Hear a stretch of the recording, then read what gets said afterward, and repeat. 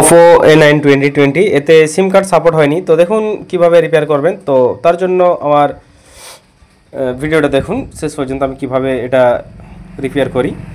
তো দেখুন এরকম অবস্থায় আপনারা কাজ করবেন। ফোনের বোর্ডের অবস্থা দেখুন, বোর্ডের অবস্থা পুরো একদম ঘাটা, অনেক জায়গায় কাজ করা আছে, কাজ করা শেষ কিছু নেই। রিভল করেছে দোকানদার ভাই।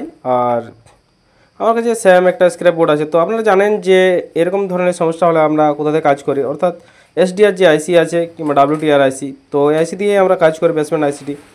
তো বেসমেন্ট আইসি নষ্ট হওয়ার কারণে এরকম সমস্যা হয়, কিংবা তার সিপিইউর সঙ্গে যে লাইনগুলো আছে তার কানেকশান বিচ্ছিন্ন হওয়ার জন্য এরকম সমস্যা হয়ে থাকে। তো এক্ষেত্রে আপনারা কাজ করবেন, আপনারা পুরোনো আইসিটা না রিভলভ করে আপনারা নতুন লাগাবেন, নতুন একটা আইসি বসিয়ে নেবেন। তো বসাবার পরে দেখবেন আপনাদের আইবি নাম্বারটা চলে আসবে, অর্থাৎ সিমটিউ সাপোর্ট হওয়ার জন্য রেডি হয়ে যাবে। তো এই ধরনের নতুনত্ব ভিডিও পাওয়ার জন্য আমার চ্যানেলে ফলো দিয়ে থাকুন। আমি অবশ্যই আবার নতুনত্ব ভিডিও নিয়ে আসবো, পাশে থাকুন।